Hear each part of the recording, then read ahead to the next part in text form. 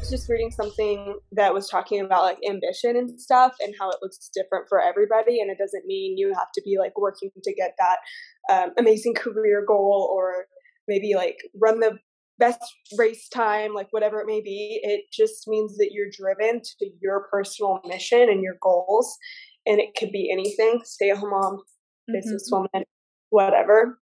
And I think for me, my heart is just that I want to love people well, and having gone through kind of a lot, I don't like to say that because it always sounds like I'm like pitting myself or like people have gone through much worse, but you know what I mean? Like there have been certain things that I've experienced that uniquely shaped me into who I am today. And I think that if I can just take that pain and turn it into a purpose, that would be. And I'm still kind of like, to be honest, I think I'm in kind of like an in-between stage of figuring out like, how do I want to do that? You know, like I've thought about writing a book or starting a podcast or writing a blog thing. Like, I don't know, there's so many different things you could do, but I think like God's just been putting it on my heart lately to share. And I think the point of that would be to connect, right? Like, what's the point of sharing if it doesn't reach anyone? Like, the point for me would be to connect, to be relatable, and to be able to say like, I see you in your pain, I get it, I've been there, and there is hope. And if I can do that, whether it's to my kids or, you know, starting a daycare, writing a blog, whatever it may be, or just the people in my life, like that's all I care about, is sharing the good news of Jesus with my community, with my people. And then if it's like bigger than that, great, you know? Yeah.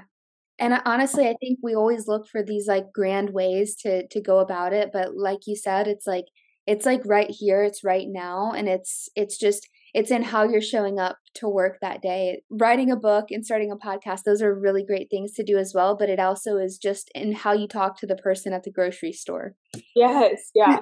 I love those reminders so much. Like, that's actually happened a few times. So I actually, like, in Sprouts, somebody was asking me about melatonin, something for their daughter, and asked if, because she heard me on the phone with my grandma talking about it, and she asked if it helped with anxiety.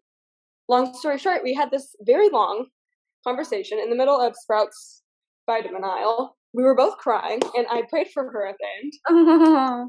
I wasn't necessarily a believer, but just the fact that I saw an opportunity to speak truth into her life, and I did it.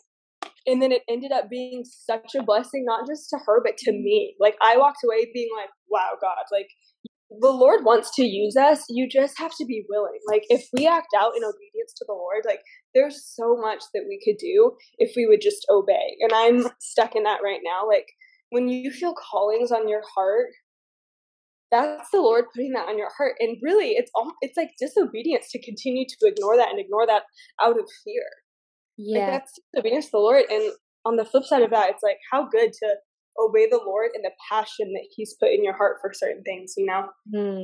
Not ever, like, I have plenty of friends that are more shy than I am, that love the Lord just as much as I do, that maybe aren't gifted in that specific way. Yeah. Like, in plenty of other ways, but maybe not that specific way. So for me, it's like, okay, if I know that I'm comfortable talking to complete strangers about some of the hardest moments in my life, I should probably be doing that. Yeah. And I'm feeling convicted to do more of that in person as well. Just like slowing down when you're out in public. Yeah. And seeing the people around you. I get really caught up in like being on a mission. I'm like, I'm here for one thing and I just have to get it. Don't look at me. Yeah. But actually seeing the people around you, because, you know, God places all those people there too.